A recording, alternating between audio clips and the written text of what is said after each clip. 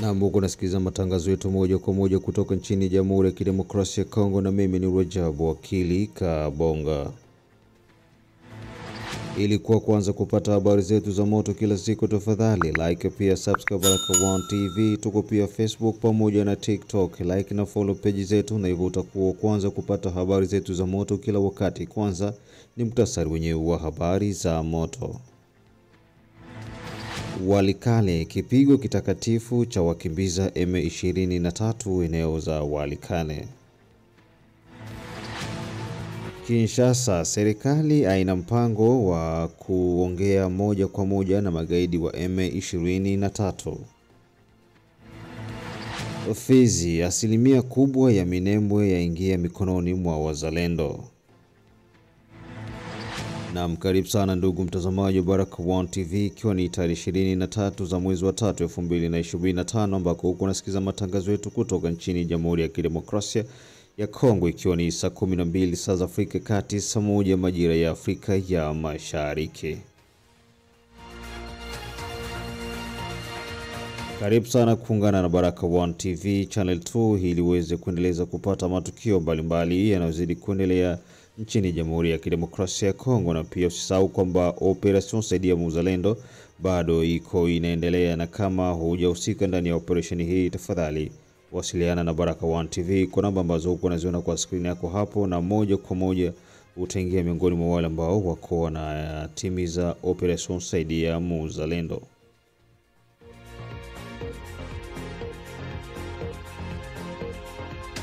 Na moja kwa moja tuanze na taarifa hizi kutoka huko maeneo ya Walikale, ambako kipigo kitakatifu cha wakimbiza M23.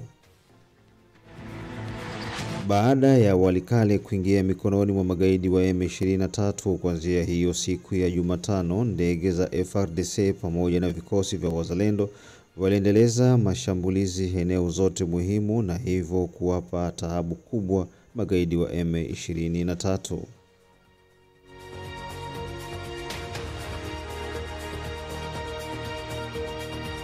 Kupitia barua iliyosomwa kwenye mitandao mbalimbali ya kijamii kutoka kwenye muungano wa Alliance Fleuve Congo, M23 pamoja na RDF, huku wakidai kwamba wanajiondoa ndani ya Walikale na maeneo mengine yanayozunguka maeneo ya Walikale.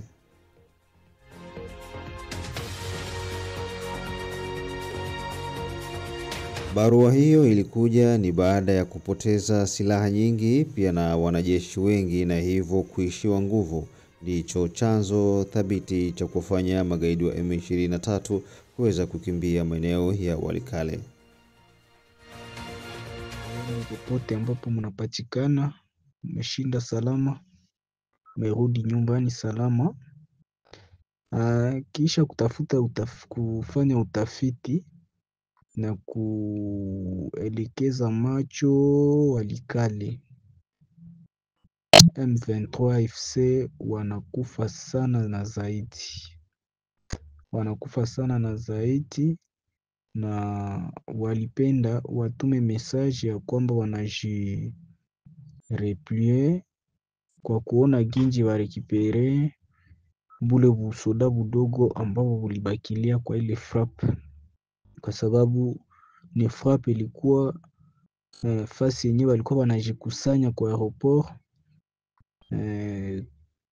Kulikuwa ravitaillement moja ambayo ilikuya, alafu walikuwa wanajikusanya kwa kuchukua hiyo munition, ndio frap ikakuya Sukhoi na drone zikawamaliza kabisa. Alafu mimi nilipenda nitupe sauti yangu kwa gouvernement ya kwamba tusiwaachie tena, wakati kama wanawafrape hivi ni njoo wakati ya kumaliza hii kikosi yote ambayo iliingia Walikale, kukiwinda kabisa nafasi wanajificha ndani ya mashimu, naomba kuwawinda. Tunapata maarifa ya kwamba bengine biko wanapitia ngambo wa mai kukando kando ya maji. Wazalendo ambao wako kule kabisa, inaomba mujipange sawasawa, mupike mpaka tuone wa mwisho, kwa sababu wanajireplie kwa kuchunga tena rapport ile ambayo iko Rumangabo mformation. ile kumformation mangabo wanachunga raforo yabo, njo kamana wanasema no wanajireplie. Sasa iliomba kumalizisha kwanja tusoda tule tunabakilia maporipori kule, kwa sababu ya kuchunga sasa tena wale biko mu formation nabo mkubamaliza sasa. Njo tunajifunula kwa hii kikubwa kia AFC M23. Asante sana kwa wote ambao mtanifuata na kunisikia. Kwa sasa Walikale inadhibitiwa na wanajeshi wa FARDC pamoja na Waza.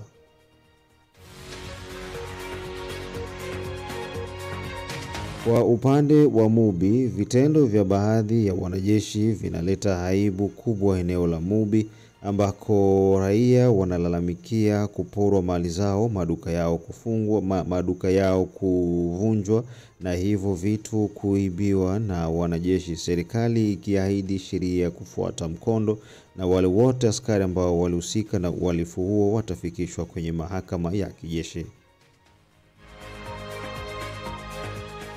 Shibo tulipata shida.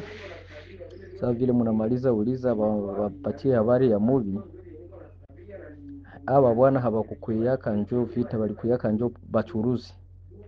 Movie habache kitu. Jingala habache kitu. Lugu banakuya, banachezea lugu gisi banataka. Banabeba mbuzi, banabeba kuku, banabeba kila kitu. Hakuna mkaaji mwaiko na kanguo hapa. Umabotike, botike hayo hatuwezi sema juu kila kitu yote banabeba. Njoo bandugu yetu bale tukua sema bikuwa tugombania. Me abo njoo banatufuata. Sai hapa kwetu lugu banayala ba mingi, tunasikia wengine bangali njingala banakuya. Kwenye bikuwa nyambia mu mabotike, bikuwa nyamba mu mabotike anamaliza twala vitu biko ndani, anacha amo kapakata ya mavi. Mateso tunachuliza tuko banani hapa lugu.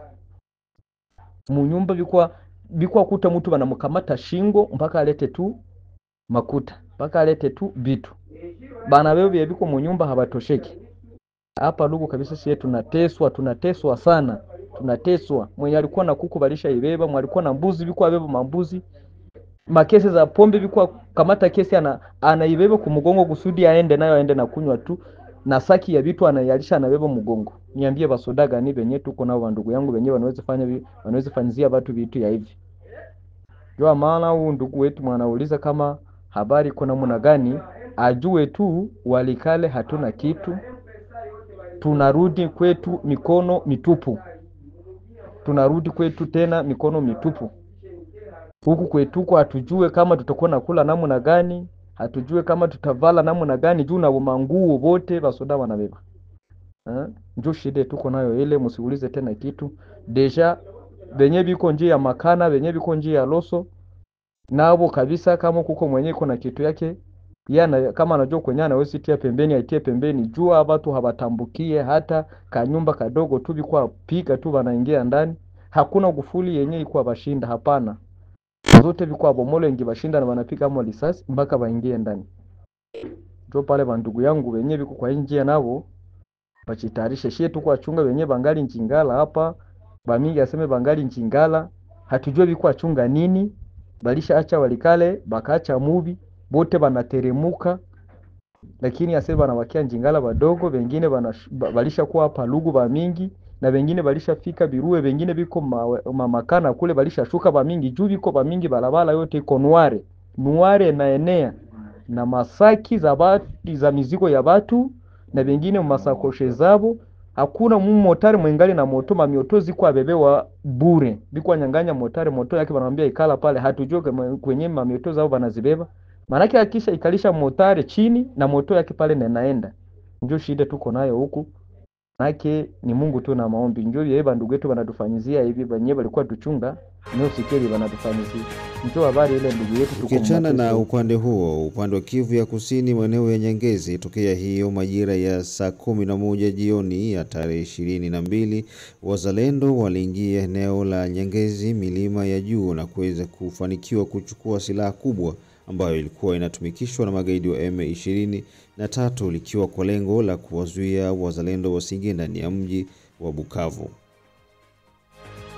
Felicitation sana kwa ndugu yetu wa wazalendo kukamata hiyo montagne, kwa sababu hiyo montagne ilikuwa ni montagne strategique, na hiyo montagne ilikuwa kama vile ilikuwa na puissance ya nguvu sana kwa maadui.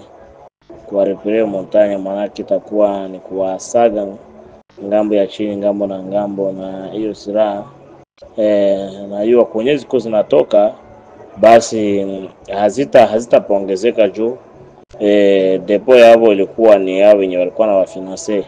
Sasa na wenye walikuwa na wafinance deja hivi tayari bacha funga mashakoshi yao, basi mimi najua kitaeleweka tu.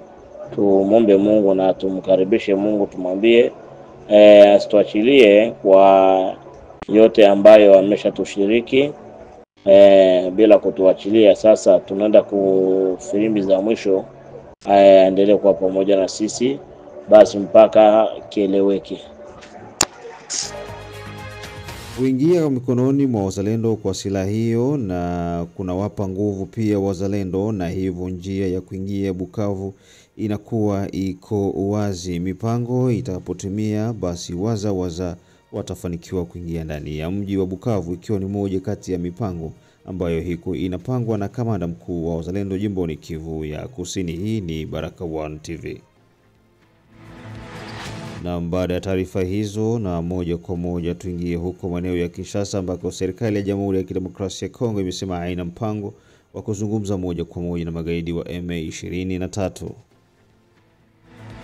Serikali ya Jamhuri ya Kidemokrasia ya Kongo kupitia mahojiano aliyofanya waziri wa mambo ya nje wa Jamhuri ya Kidemokrasia ya Kongo Therese Wagner amesema serikali haitoi kipaumbele mazungumzo ya moja kwa moja na magaidi wa M23. Ndio maana rais wa Jamhuri ya Kidemokrasia ya Kongo na wa Rwanda Bwana Felix Antoine Tshisekedi Tshilombo na Paul Kagame waliweza kukutana huko Doha, Qatar, kwa ajili ya kutafuta suluhisho linalozidi kuendelea ya vita nchini Jamhuri ya Kidemokrasia ya Kongo.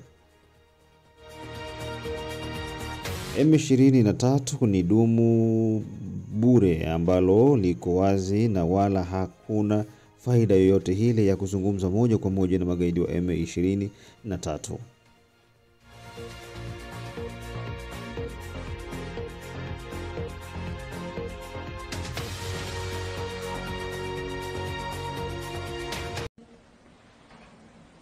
En effet, nous avons très longtemps maintenu que interagir ou que des négociations directes avec le M23 ne devaient pas être notre priorité et surtout notre mode opératoire immédiat ou préféré.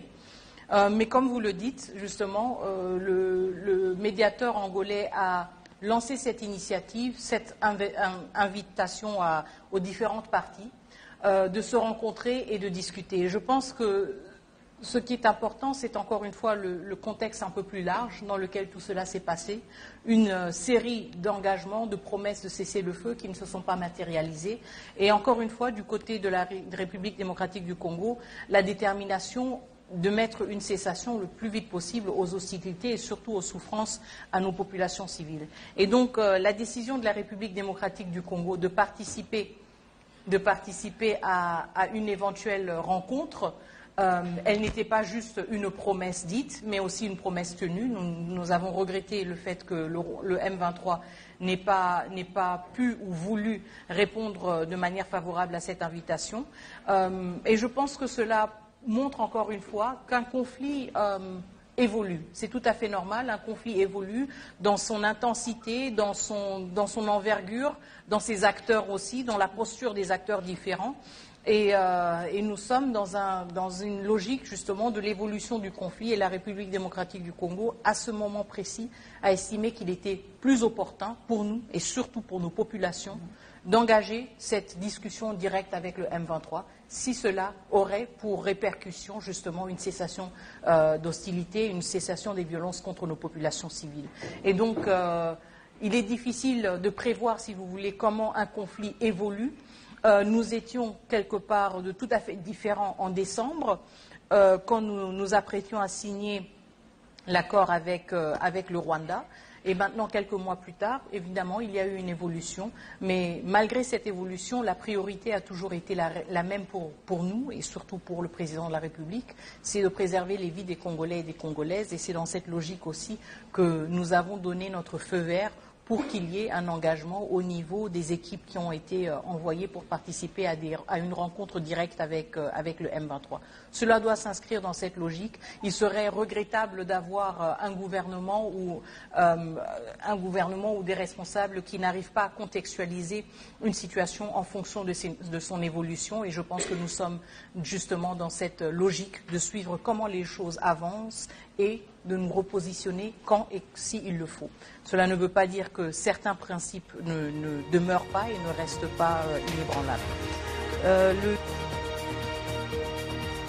Hayo yakiendelea, Corneille Nangaa pia aliweza kutoa kauli ya kupinga mazungumzo yote yanayofanyika kati ya rais wa Rwanda pamoja na rais wa Jamhuri ya Kidemokrasia ya Kongo na yote yaliyofanyika huko Qatar, wao wakisema kwamba hayo wala hayawahusu wao M23 na Alliance Congo. Wanachokitaka ni mazungumzo ya moja kwa moja na Kinshasa.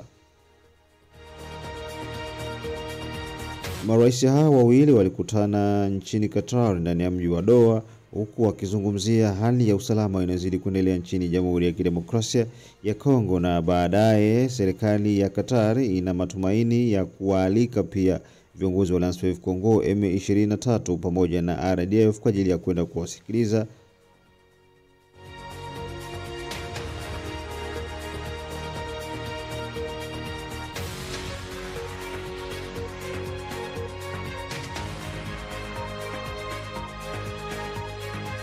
Wakongomani wanaoishi nje ya Jamhuri ya Kidemokrasia ya Kongo bado hawalali, huku wakizidi kufanya maandamano kila kukicha na kuonyesha dunia nzima mauaji yanayoendelea nchini Jamhuri ya Kidemokrasia ya Kongo. Chanzo kikubwa si mwingine bali ni Mr. Skeleton, rais wa Rwanda Paul Kagame pamoja na RDF.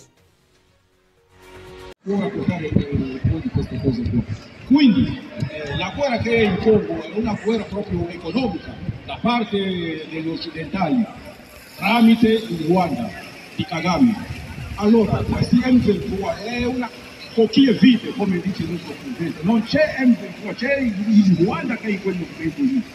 Allora, loro hanno occupato la città di Goma, hanno occupato la città di Bukavu. Adesso stavano cercando a occupare la mia città dove sono nato io, Uvira, però non ci sono riusciti perché c'è un gruppo di persone, di giovani, che si chiamano Wazalendo. Quelli là non parlano, non c'è perdono ai rwandesi che ci hanno occupati, aggrediti. Quindi viva i Wazalendo, viva i Wazalendo di Uvira. Quindi hanno messo un fronte a livello di Camagnola. Per chi non conosce la storia del Congo, Camagnola proprio è una riserva. Mobutu ha eretto anche un monumento lì. Quindi quando sei a Camagnola vedi il Rwanda qua, vedi il Burundi qua. Quindi abbiamo una strada che viene da Goma, passa per Bukavu, passa per Uvira, va a Fizi, continua fino nel Tanganyika a Kalemi. Il primo presidente Kabila è venuto di nascosto a Uvira a cercare a corrompere la gente per dire gente non combattete, lasciate gli M23 passare perché dobbiamo andare fino a Lubumbashi. Però i Wazalendo di Uvira hanno detto no, corruzione no, avanzamento degli M23 no. Ecco perché Uvira non è caduto e non cadrà mai, mai, mai e poi mai. Quindi giro pour la storia pour les amis qui entendent le français, voilà, on est ici à Milan en train de manifester pour soutenir notre pays, le Congo, qui est agressé par le petit voisin Rwanda de Kagame.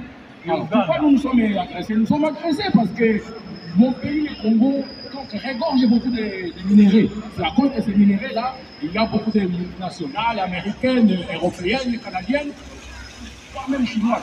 Ils sont là, tout le monde est là à cause de notre minéraux. Mais nous, on dit, les gars, au lieu de passer par Kagame, par la petite fenêtre, mais venez, quand vous allez passer sur un tapis rouge, vous allez passer par la grande porte. Vous venez, vous négociez avec nous, on fait les gagnants-gagnants, et puis ça s'arrête là. Hein? Comment, par exemple, l'Union européenne s'était aventurée de signer un accord par rapport aux minerais stratégiques avec les Rwandais. Les Rwandais n'ont même pas un grès d'or, ni de coltan, ni de diamants, ni de cobalt, ni de rien. Mais comment il devient donc le premier producteur mondial de ces matières-là? Non, ces matières-là viennent de chez moi, ça vient du Congo. Maintenant, les Kagame là, mais non seulement il a envahi, agressé le Congo, mais il tue, il massacre, il viole, il va dans des hôpitaux. Naam, asante sana ndugu mtazamaji na msikilizaji wa Baraka1 TV asubuhi hii ukiwa kunasikiza matangazo yetu kutoka nchini Jamhuri ya Kidemokrasia ya Kongo saa 12 saa za Afrika Kati, saa 1 ya majira ya Afrika ya Mashariki.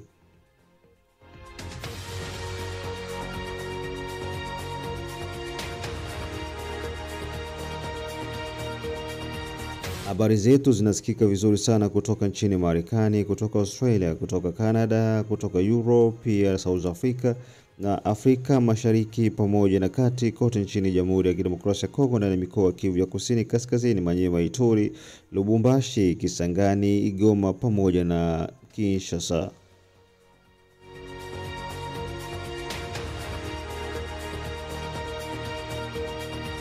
Ili kuendeleza kupata matukio mengine kutoka Baraka1 TV, tafadhali tembelea Baraka1 TV channel 2 iko YouTube, andika tu Baraka1 TV channel 2 na hivyo utakutana na matukio mbalimbali yanayozidi kuendelea nchini Jamhuri ya Kidemokrasia ya Kongo.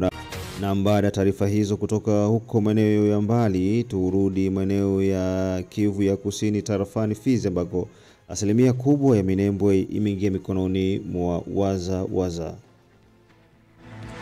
Minembwe ni moja kati ya pointi muhimu sana na ambazo zinawapa kichwa ngumu magaidi wa M23 pamoja na Twirwaneho, huku wakishirikiana na wahasi kutoka Burundi Red Tabara. Baada ya mapigano makali takriban wiki nzima, hatimaye eneo kubwa la Minembwe kwa sasa lipo mikononi mwa wazalendo, huku wakishirikiana na majeshi ya Jamhuri ya Kidemokrasia ya Kongo FARDC.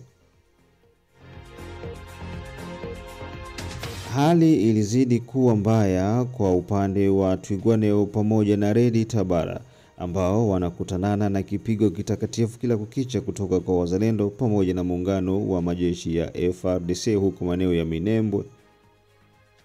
Wanyamulenge wanaojiita hivyo wanalalamika kila kukicha, huku wakitaka serikali kuacha kuendeleza kuwashambulia Twirwaneho, na wengine wakisema kwamba Twirwaneho wala sio wanajeshi bali miongoni mwao ndani kuna raia wengi. Utafahamu tu kwamba kikosi cha Twirwaneho kinawalazimisha vijana wadogo wa Kinyarwanda wakimbizi kuwaingiza ndani ya jeshi ili kupambana na majeshi ya Jamhuri ya Kidemokrasia ya Kongo pamoja na wazalendo.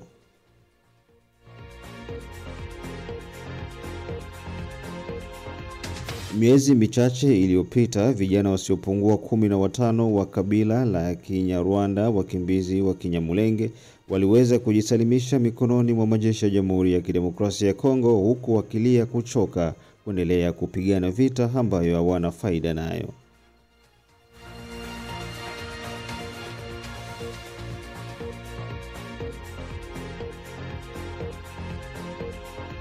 Wanyamulenge wanaendelea kudanganywa na Wanyarwanda wanaoishi nchini Rwanda, huku wakiwa na matumaini ya kudhibiti Minembwe ili kuifanya kuwa taifa ndani ya taifa jingine. Ukiachana na taarifa hizo kutoka huko maeneo ya Minembwe, kupitia Operation Saidia Muzalendo mjini Baraka ambako Baraka1 TV ilitembelea moja kati ya kambi za General Mbafu na hivyo kuweza kutoa msaada wa unga kwa ajili ya matumizi.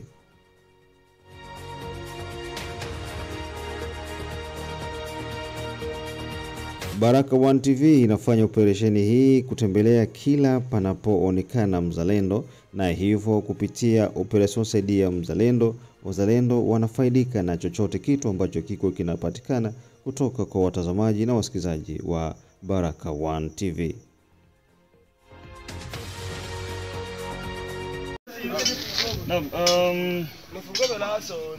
Tuko hapa ni Baraka.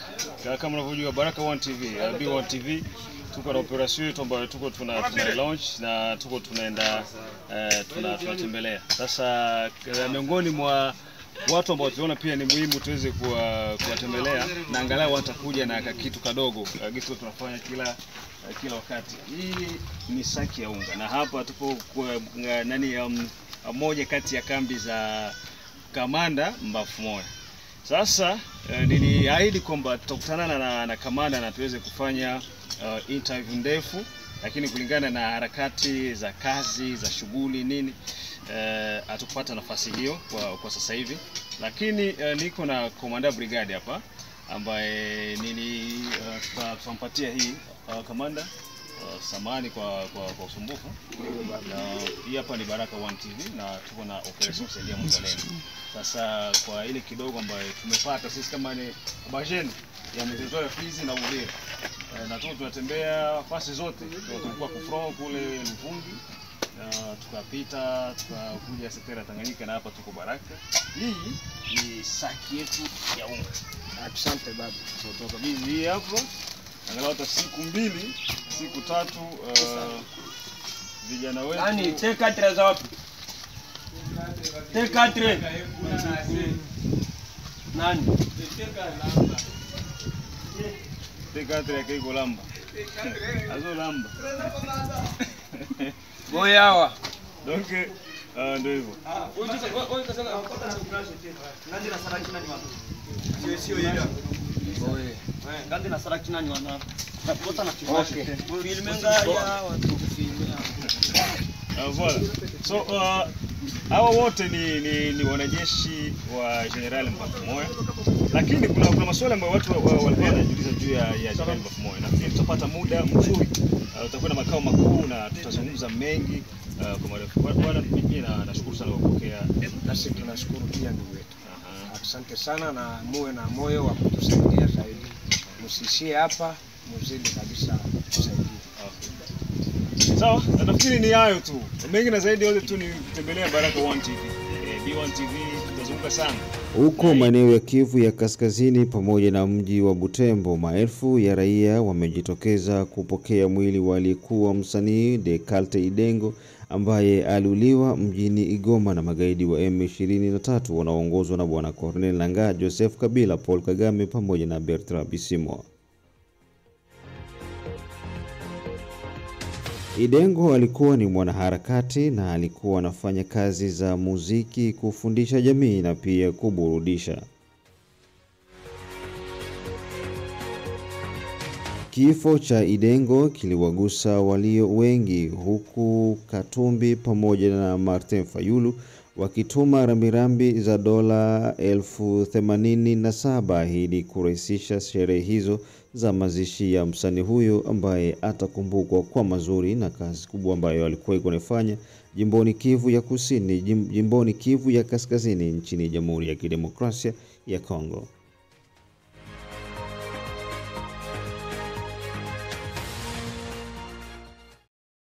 Adui ni M23 Rwanda na ADF na bakolaboratere yao, lakini mwa hii seremonia hatutaki wa kutuharibishia. M23 na ADF inaweza tuefiltre na inapenda ituharibishie. Donc tuko na sia filatire tuko nayo ya terrible sana. Tunapanda sia wote mkamu janja. Nani kuropo ya Nzia Panda na koro deja tayari itatukuta pale na tunashuka nayo kwa ukimya hapa. Tunaenda mkamu janja. Merci beaucoup muziki. Naam, huko unasikiliza matangazo yetu moja kwa moja kutoka nchini Jamhuri ya Kidemokrasia ya Kongo, na hapo ndiko tunakwenda kung'oa nanga asubuhi hii ya leo.